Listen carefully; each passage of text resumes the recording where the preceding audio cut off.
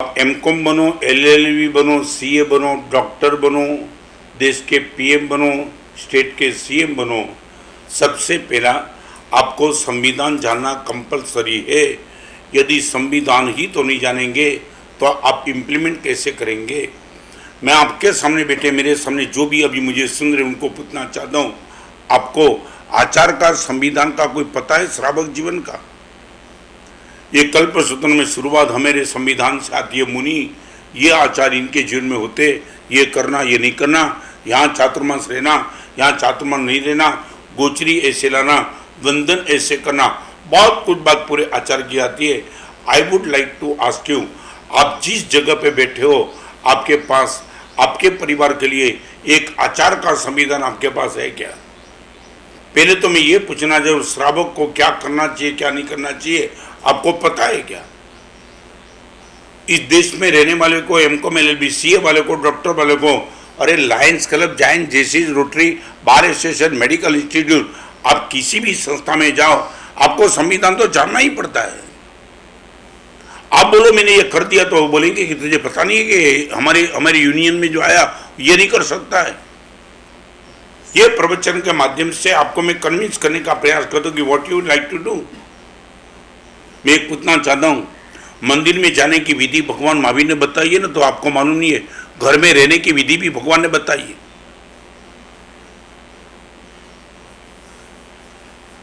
तुम महावीर के धर्म को बस मंदिर की विधि, उपासना की विधि, सामयिक प्रतिक्रमण तक तुमने सीमित कर दिया। हमारी ये आइडेंटिटी तुमने रखी, प्याज आलू न खाए वो जैन, रात्रि भोजन न करे वो जैन, पूजा करे वो जैन, इतना ही। जिंदगी भर तक अपने माँ बाप की सेवा करे, पूजा करे वो जैन, तुमने कभी नहीं आइडेंटिटी बनाई। आज मेरा प्रवचन जो लोग भी सुनते हैं उनको मैं पूछना चाहता हूँ, तुमने आज तक कभी मेरे पास आकर के नियम लिया? माना साहब भगवान की पूजा किए बिना पानी नहीं पीऊंगा, वो नियम तो मेरे पास है, मगर एक नियम दे दो, माँ बाप की पूजा बिना पानी नहीं पीऊंगा। आपको मालूम है माता पिता की पूजा ली की है?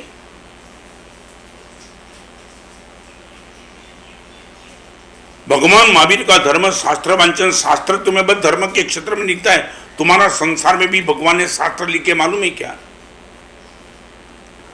आपका घर कैसा होना चाहिए वो भी शास्त्र में लिखा है, आपकी इनकम का खर्च कैसे करना वो भी शास्त्र में लिखा है। मैं तो वहां तक कहूंगा, आपके बेटे की या तो आपकी शादी किस लड़की के साथ करना वो भी शास्त्र में लिखा है।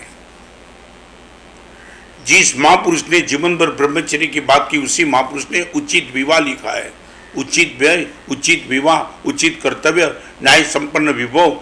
आपका घर कैसा होगा, खिड़की कितनी होगी, किस एरिया में आपका घर होना चाहिए, आपके बेटी को आप कैसे संभालो, शादी करने के पहले लड़की को ढूंढो तो कैसी लड़की, वो हरिभद्र सिंह ने, हेमचंद्र ने, यशोमा ने लिखा है। आपको मालूम नहीं तो बताऊं मैं।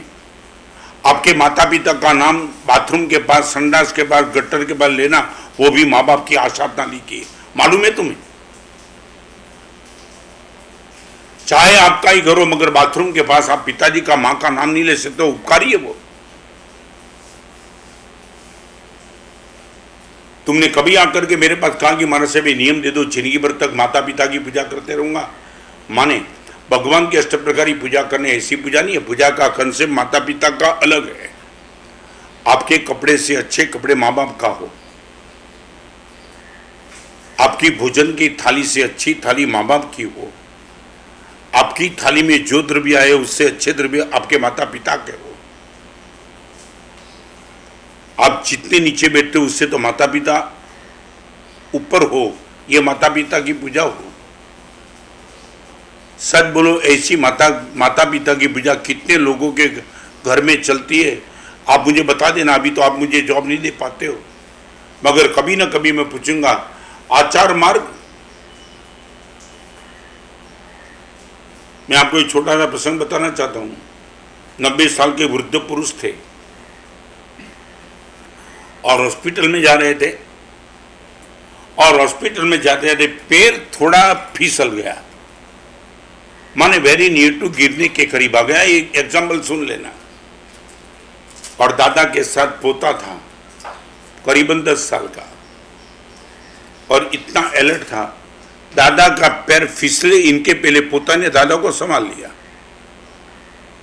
दादा खुश हो गए और पोते को सिर्फ इतना ही कहा, कि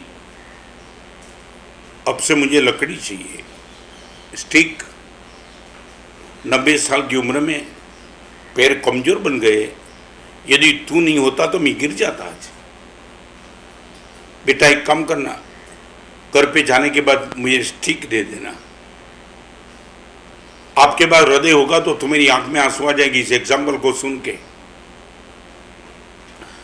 90 साल के दादा ने अपने पोते को कहा, बेटा नाउ आई रिक्वायरमेंट स्टिक।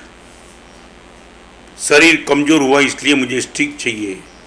और ये 10 साल के बेटे ने कहा, दादा आपको स्टिक नहीं चाहिए, आपको सपोर्ट चाहिए। छोटी उम्र में मेरे पैर भी तो नहीं चलते थे, मगर न माने माता पिता ने आपने मुझे हाथ में स्टिक दी है। जब मैं भी छोटा था, मैं कमजोर था, मैं नहीं चल पाता था, तब परिवार में किसी ने मुझे स्टिक नहीं दिए, सबने मुझे सपोर्ट दिया है। दादा कमजोर अवस्था में स्टिक देने की बात अपने घर में नहीं है। आप चाहे 90 साल के हो, जब तक हो आपका जीवन तब तक मैं सपोर्ट दूंगा आपको। स्टिक देने की बात कभी मत करना। ये आपको मालूम है, आपके पिताजी को स्टिक नहीं देना, सपोर्ट देना आपको मालूम है क्या? और एक बात शायद आपको बुरा लगेगा, मगर मैं कहूंगा, हमारे वहां हरिभद्र सुमन ये शब्द लिखा है, सामान्य धर्म छोड़ करके विशेष धर्म को पकड़े, उनके सामान्य धर्म की कोई वैल्यू नहीं है। सामान्य धर्म को निग्लेक्ट करके विशेष धर्म को पकड़ लेने वाले को ना लिखा है। और थोड़ा बुरा लगेगा, मगर वो जो लिखा है मैं आपके सामने बताऊं, विशेष धर्म वो आपके सर पे पगड़ी है और सामान्य धर्म आपके शरीर की लंगोट है। बिना लंगोट पिए पगड़ी पहनने के मारेंगे लोग। सामान्य धर्म यदि आपके पास नहीं तो विशेष धर्म का करना क्या है? रोज अष्टप्रकारी पूजा करने की आपके नियम को मैं धन्यवाद देता हूं और वंदन करता हूं, नमस्कार करता हूं। सामान्य धर्म का क्या?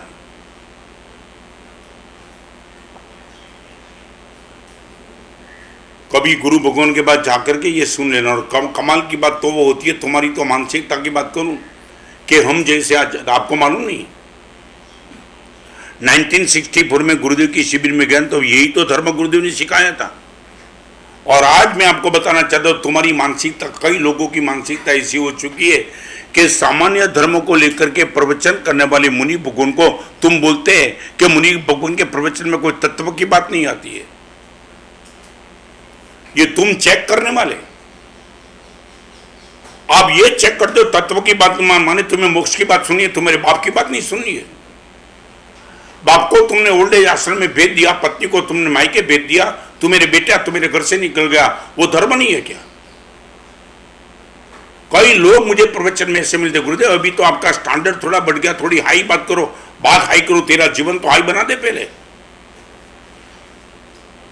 तुम्हारा सुनने का नशा हाई का है और जीने का नशा बिल्कुल बेकार है। What is your identity, what is your goodwill, what is your behaviour, what is your nature? ऐसे मुनि भगवानों को गाली देने के पहले तुम्हें ये प्रवचन नहीं जमता तो घर पे बैठ जाना।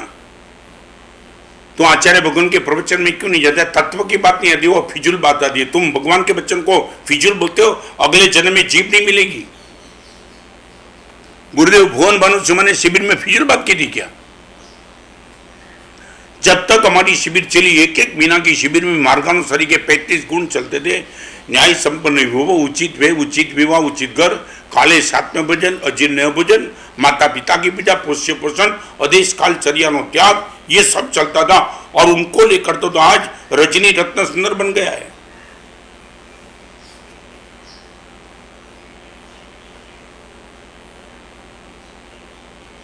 तुम्हें बात सुनिए सिर्फ आचारण सुविधान ठाणांग भगवती की, मगर जीवन में कहां है आचारण सुविधान ठाणांग भगवती? मैं तो ये कहना चाहता हूं, तुम लाओ ना मेरे पास।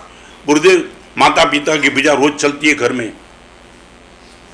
मेरी थाली स्टील की होती तो माता पिता की चांदी की, और मेरी चांदी की तो माता पिता की सोने की। गुरुदेव में कुर्सी पे बैठता हूं तो माता पिता सोफा सेट पे बैठते। मेरी गद्दी एक चादर की, माता पिता की सोफा सेट में। ये तुम बोलो ना। हमारे आचार को जानो, आनंद है। यदि हमारे आचार आपको नहीं जानना होता तो कल्पसूत्र में लिखा नहीं होता। आपको भी मेरे आचार की जानकारी होनी चाहिए, मगर वो पोस्टमार्टम करने के लिए नहीं, सपोर्ट करने के लिए।